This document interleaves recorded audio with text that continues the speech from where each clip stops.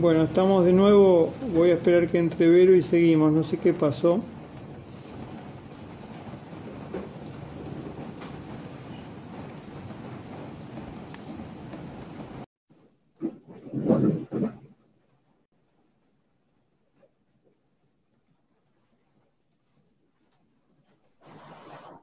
Ahí Ahí está. estamos, no sé qué pasó. Sí, al principio se cortó cuando vos hablabas y después yo te hablaba y no me escuchabas. Ahora me escuchás, ¿no? Sí, sí, sí, ahora estamos. Pero aparte yo no veía la pantalla porque tenía el texto, Ah, entonces no, igual como vos sos de hacer silencios, digo, bueno, qué silencio largo, qué silencio largo. no, quería decir algo sobre el morir viviendo. Es una fórmula que, bueno, no quiero que sea solo una fórmula, ¿no? Pero es un modo de decir que me gustaría, merece un comentario. ¿Se puede morir viviendo? Este, o sea, se puede, no lo quiero decir al revés porque suena mucho más horrible, ¿no? Se puede vivir estando muerto. Y yo creo que sí, que ese es el gran tema para pensar, ¿no? ¿Qué tipo de vida es una vida como la que estamos viviendo? Y la suspensión de la pandemia en algún momento pareció que posibilitaba esta reflexión, si vamos a seguir viviendo igual. De hecho, en algún sentido, para quienes podíamos pensar en términos en tiempos de la pandemia, porque algunos podíamos pensar, pero hay quienes vivían sin poder pensar, porque cuando tenés que sobrevivir no podés pensar en la vida.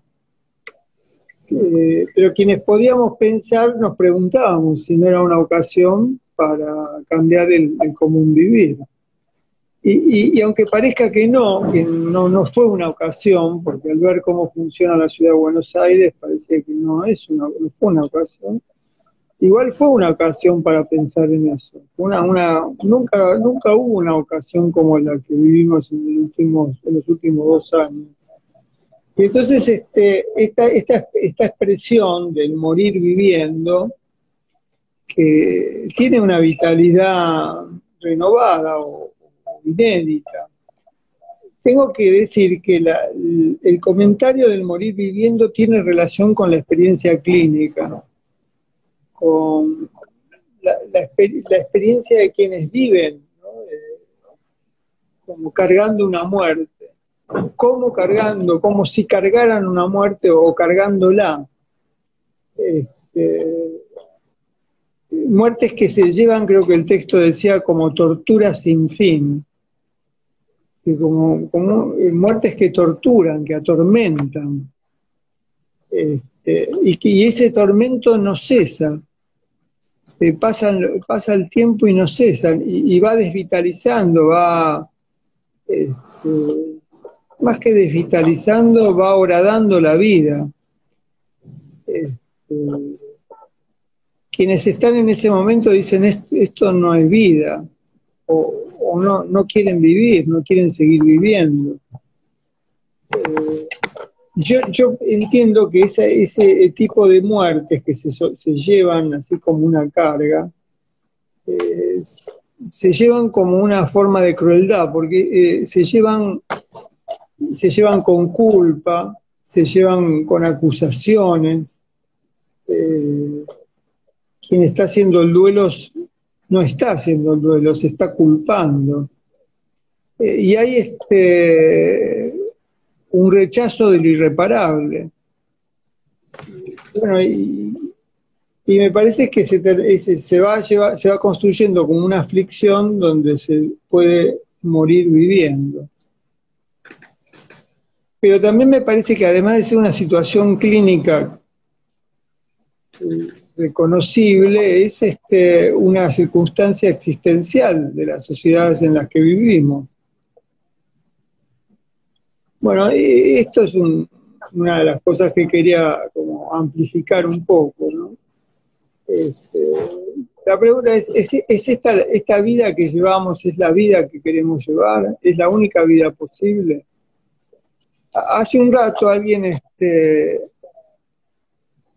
decía que en algunos trabajos se daban 3 días para el duelo de un familiar directo, y puso directo, había puesto directo con mayúsculas. Y eso forma parte de otra crueldad, de una crueldad social. Por eso yo tiendo a pensar, ¿cómo sorprendernos de esa crueldad que sufre alguien, de esos lo que podría llamarse el autohostigamiento, si se vive un mundo social hostil, que hostiga y que ejerce crueldad constantemente? Las formas laborales a las que asistimos son crueles. Son crueles por las jornadas de trabajo, por la exigencia de la coerción al rendimiento, y son crueles porque los salarios no alcanzan. Eso es crueldad. Entonces, ¿cómo sorprenderse de que en la desolación una vida tenga como actitudes de crueldad con su propia existencia, con la existencia que está viviendo, o que sienta desprecio por la vida que vive, ¿no? Si la vida no está apreciada, ese cruce, ¿no? Lo que podría llamarse la clínica psicopatológica, la vamos a seguir llamando así, psicopatológica, y la crueldad social, a mí me parece que es una tarea urgente para pensar, ¿no? El pensamiento clínico, el pensamiento político. Cuando digo pensamiento político, pienso en una facultad que que se llama Facultad de Psicología.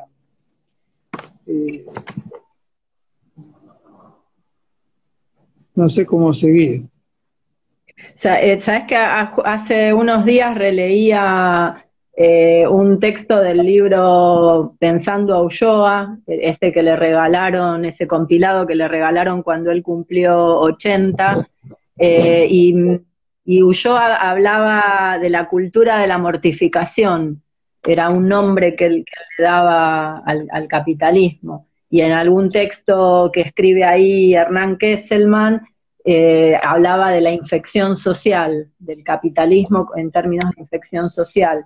Y recién cuando vos decías, ¿no?, de la facultad, pensaba en qué pasó que nos hemos distanciado tanto de aquellos que fundaron la carrera de psicología y aquellas prácticas que tenían claro, ¿no?, que la estrecha vinculación del afuera de la facultad, del ir más allá de las aulas, del estar en las calles, del estar analista, de la posibilidad de hacer clínica con esa disponibilidad de escucha.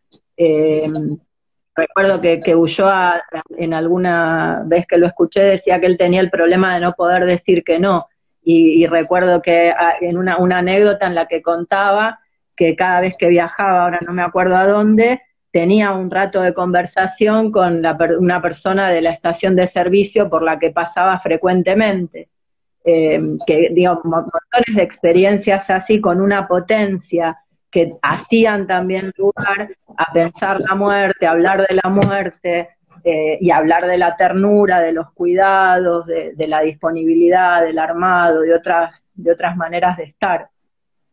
Y en relación con lo que vos escribías de lo irreparable, escribía que con Tom venimos desde diciembre del año pasado acompañando en un espacio de familiares de víctimas de gatillo fácil.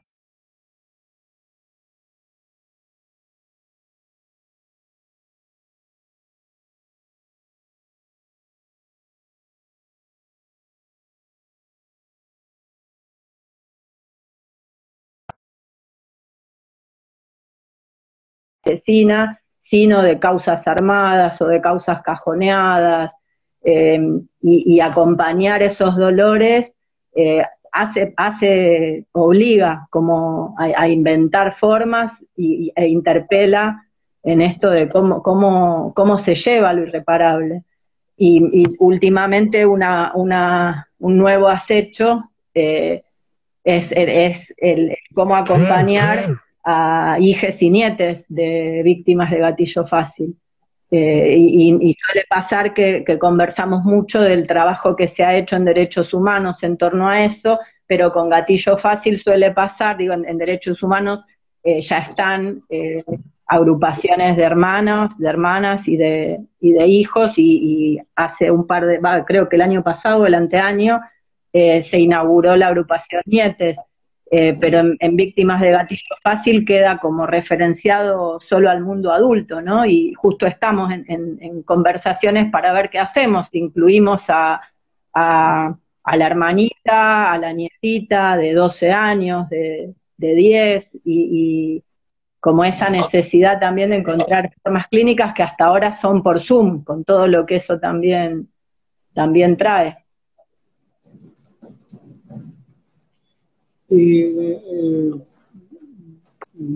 Yo recuerdo lo que escribiste y esto que planteás, ¿no? Como ampliar entiendo como se encuentran o que tienen que ampliar los espacios de grupo, ¿no? Que antes empezaron siendo los adultos, pero también se trata de los hermanos, de los hijos. No sé si te entiendo bien, incluso nietos de las víctimas de gatillo fácil. Sí. Los hijos de la víctima, nieto de la madre que está en los grupos. Pero digo, irrumpe la presencia de las infancias. Y también de la memoria, ¿no? La necesidad ese sería uno de los grandes temas de las despedidas. La despedida es un ritual de la memoria también. De hecho, decíamos, en un velatorio se evoca, se recuerda. El eucaliptus es un árbol que ahora forma parte de la memoria de una existencia que se llamó Nahuel. Entonces los grupos de las víctimas, de familiares de víctimas de gatillo fácil, ¿no? Que se reúnen para hablar de lo que está pasando, ¿no? De la injusticia, de los procesos cajoneados, ¿no? De la soledad. La soledad de las víctimas es un tema para pensar, ¿no? Es como si al añadido del ensañamiento que hubo con quien es la víctima se le añade el aislamiento. Por eso la idea de encontrarse para poder hablar de lo que pasó, de lo que les está pasando, e incluso de las acciones que pueden tener para hacer visible lo que les está pasando o lo que pasó.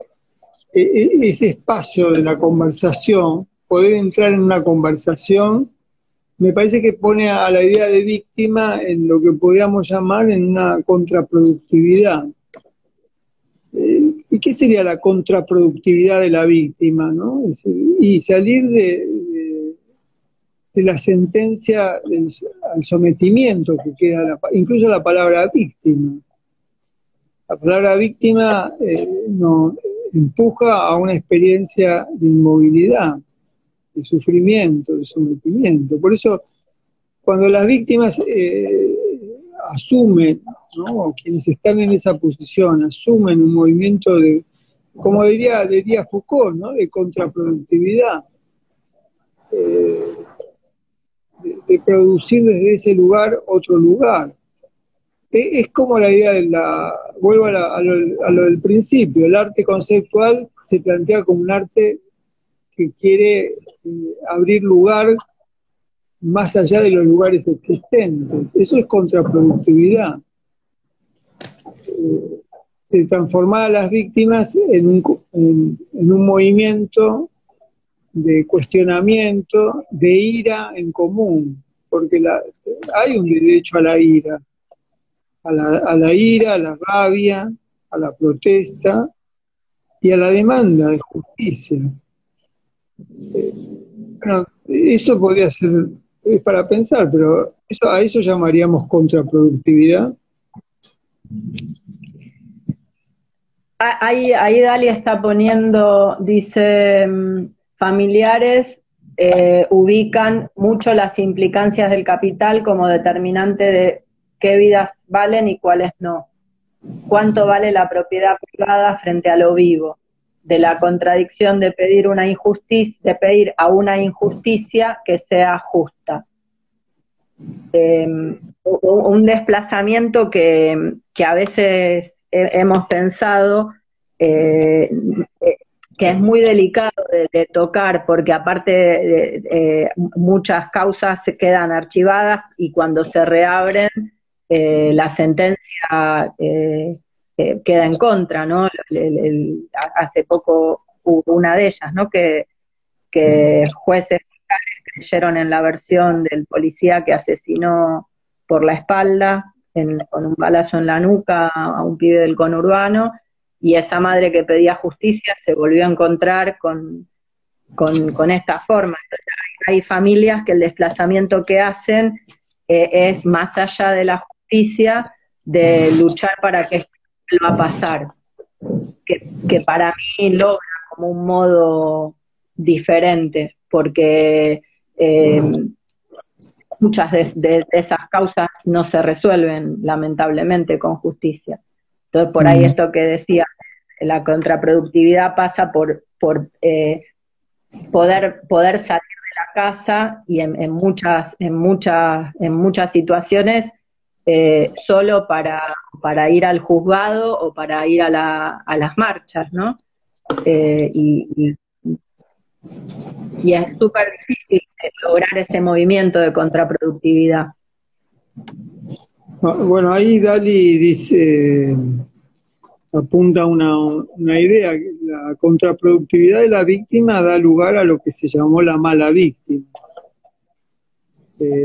Es una intervención muy importante decir que las víctimas se pueden presentar como malas víctimas. Y la mala víctima es la que se vuelve un dolor en común y una furia en común. Esa es la mala víctima. La que ejercita el común furor y la común furia, la común protesta. Esa no es la buena víctima, la víctima complaciente, la víctima que espera que el periodista del noticiero o la periodista compungida del noticiero le diga estamos con vos, desde el canal, bien vestida, y que inmediatamente pase a hablar del partido de Argentina y Bolivia. Esa es la buena víctima, ¿no? La víctima que agradece que la estén enfocando por la cámara. No, esa es la buena víctima. La mala víctima no agradece, la mala víctima exige justicia y la mala víctima arma un común protestar, ¿no? Y entonces se vuelve peligrosa la víctima cuando arma un común. Por eso esta experiencia que contás de espacios para pensar entre familiares o allegados o amigos de quienes han sido víctimas del gatillo fácil, me parece que ya de por sí es un espacio de contraproductividad. Dali está como, la podríamos invitar a participar, porque sigue diciendo que la mala víctima es como una piedra en el zapato. Es una molestia, es una incomodidad, es más que una incomodidad. Sí, peligrosa. Peligrosa y me parece que contamina de dolor y de odio y de furia, no de odio. Es un esfuerzo que tenemos que hacer de distinguir la furia del odio. El odio quiere dañar, la furia quiere otra vida en común, no quiere dañar, no quiere la venganza. quiere inventar otro modo de vivir. Bueno, Vero, estamos terminando. ¿Con qué querés terminar?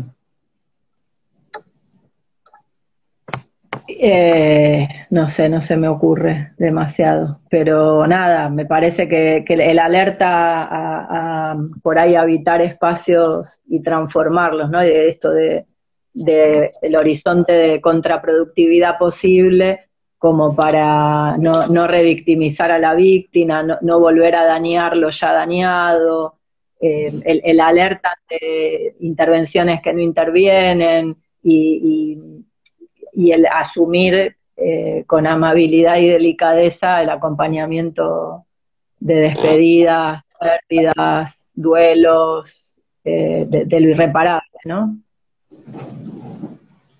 Y yo aprovecho la palabra alerta, viste que en estos días tenemos alertas meteorológicas, ¿no? Tendría que haber una alerta y alertar de que se puede morir viviendo. Me parece que esa sea una alerta existencial. Se puede morir viviendo. Es decir, tendría que ser una alerta que ponga al común, ¿no? En una expectativa de cuidado, como una alerta meteorológico, ¿no? Que es una invitación a un común cuidarse. Bueno, el alerta existencial, si cabe, ¿no? Sí, creo que sí, cabe tener una alerta existencial en este momento. Sí, Bueno, sí. un beso grande, gracias. Bueno, gracias. Un abrazo. Chao, hasta luego a todas las que estuvieron con nosotros, a todas las existencias que nos acompañaron. Un beso grande. Gracias, chau, chau.